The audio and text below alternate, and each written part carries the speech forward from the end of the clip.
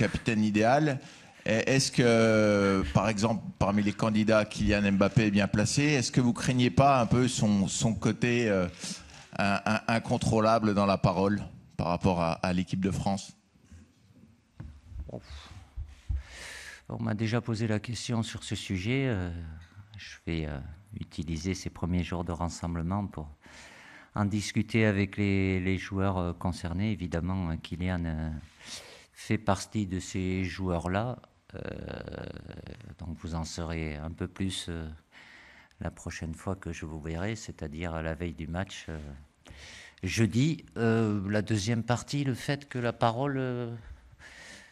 comment tu m'as utilisé ça, la parole incontrôlée de Kylian? Oui, voilà. En équipe de France, généralement, il y a des éléments de langage qu'il faut maîtriser. Je pense que s'il a une qualité en plus de toutes ses qualités, c'est quelqu'un qui est plutôt très bon, très habile dans la communication. Donc je ne pense pas que ça soit un problème de ce côté-là. Donc, mais bon, je ne peux pas vous en dire plus parce que j'ai pas décidé aujourd'hui. Bonjour Didier, Jean-François Pérez, Europe 1 là-haut. Oui. Il y a une redistribution forcée évidemment des cartes dans les postes de gardien de but avec Hugo Lloris et Steve qui ont pris leur retraite internationale. Je voulais vous poser la question de savoir si il y a une hiérarchie d'ores et déjà qui est entre Alphonse Areola, Mike Maignan et Brice Samba à vos yeux, ou est-ce qu'il y a un poste de numéro 1, 2 et 3 qui va se jouer cette semaine lors des entraînements? Merci. Je vais répondre en partie à votre question. Évidemment que le poste de numéro 1, ce sera Mike Maignan. Après, je dois avoir des discussions aussi. Il y aura une hiérarchie parce que c'est important qu'elle y soit. Ça sera celle d'aujourd'hui. Est-ce que ce sera celle de juin? Je ne sais pas, mais ça passe là aussi par des discussions que je vais avoir avec les trois gardiens, mais Mike aura bien évidemment cette responsabilité d'être numéro 1 sur ce rassemblement. Bonjour Didier, Bertrand Latour, la chaîne L'Équipe. S'agissant de la suite, donc, est-ce que le fait de participer à toutes les conférences de presse d'avant-match est un critère pour vous afin de choisir votre capitaine? Et question subsidiaire, est-ce que par rapport à cette question, quoi. Vous voulez y répondre d'abord avant la deuxième ou pas? Parce que la deuxième, elle est pire? Non. Allez-y, allez-y. Non, mais c'est pas un critère. Ça peut être une des composantes de celui qui est amené à y être, même si il n'y a pas d'obligation. Hein. C'est pas parce que ça a été fait jusqu'à maintenant que je serai amené à le faire systématiquement. Je peux. Pardon? Donc ce sera Kylian. Pardon? Donc ce sera Kylian. Ah non, non, je n'ai pas dit que ça sera Kylian, non, mais les hypothèses, voilà, c'est pas un critère, c'est une composante, mais ça ne peut pas être un critère en tous les cas. La deuxième partie? Non, juste sur par rapport à ce qu'a réalisé Kolo Muani lors de la dernière Coupe du Monde et sur ce qu'il continue de faire avec son club, est-ce que ça fait de lui un titulaire en puissance maintenant? Ben, il est certainement plus reconnu à l'extérieur. Je ne vais pas parler de vous dans l'ensemble. Pour ceux qui le suivaient, sa présence à la Coupe du Monde,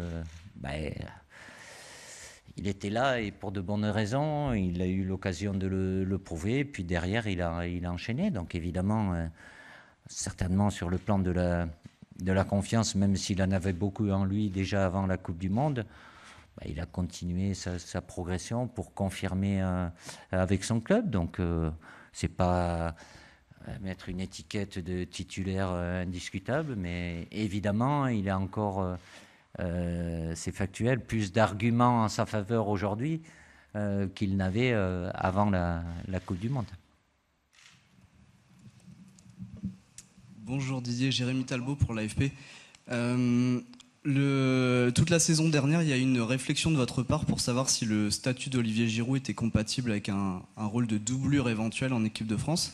Ça a changé pendant la Coupe du Monde, il s'est retrouvé numéro 1. Est-ce que pour le début des qualifications à l'Euro, c'est toujours le cas dans votre esprit? Est-ce qu'il figure comme le choix numéro 1 au poste d'avant-centre? Il ne serait pas là et quand je l'ai pris pour la Coupe du Monde,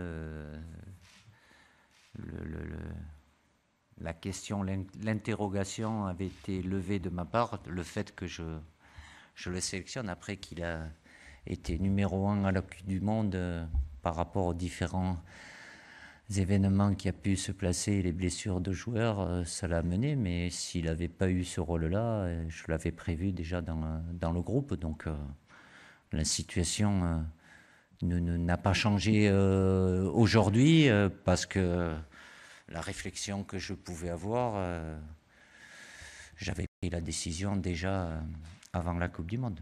Donc aujourd'hui, j'ai pu à me la poser. Il est là, comme les 23.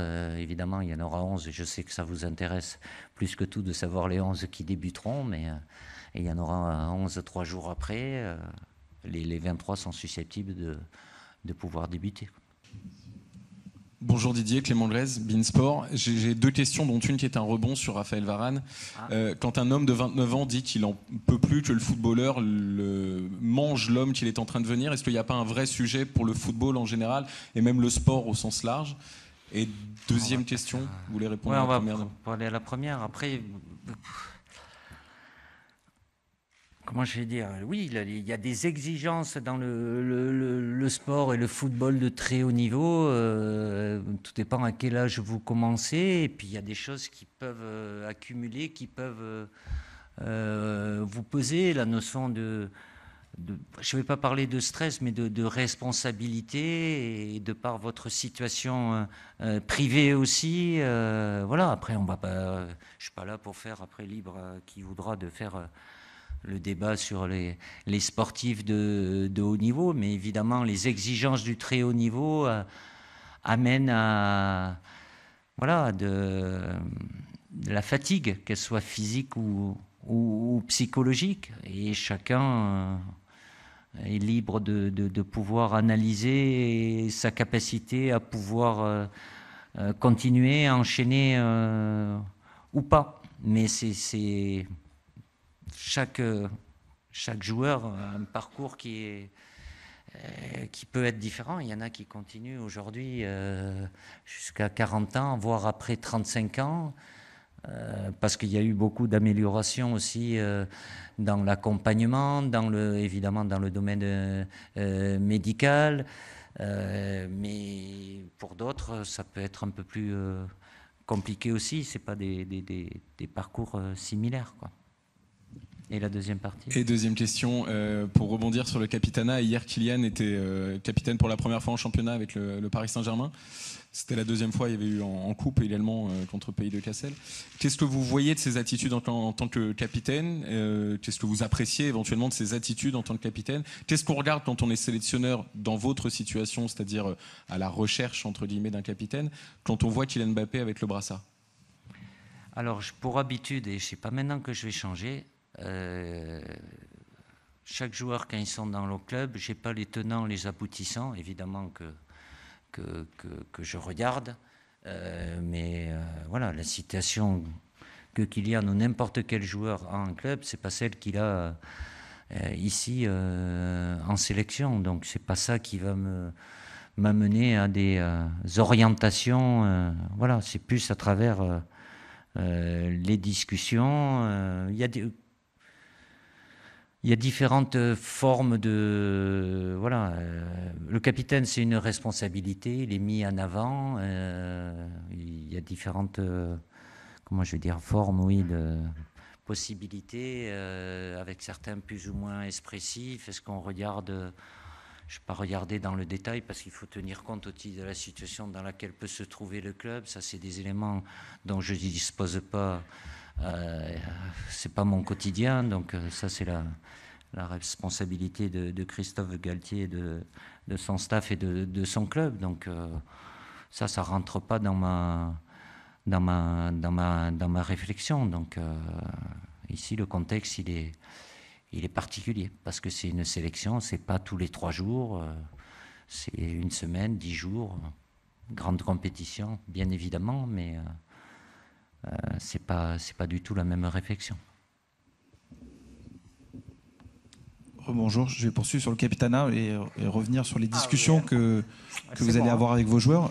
Ah, déjà vous voulez anticiper? Non, ouais. j'anticipe pas, en fait je cherche à comprendre. Est-ce que vous avez déjà une idée en tête ou est-ce que vous allez trancher à l'issue de ces discussions en fait?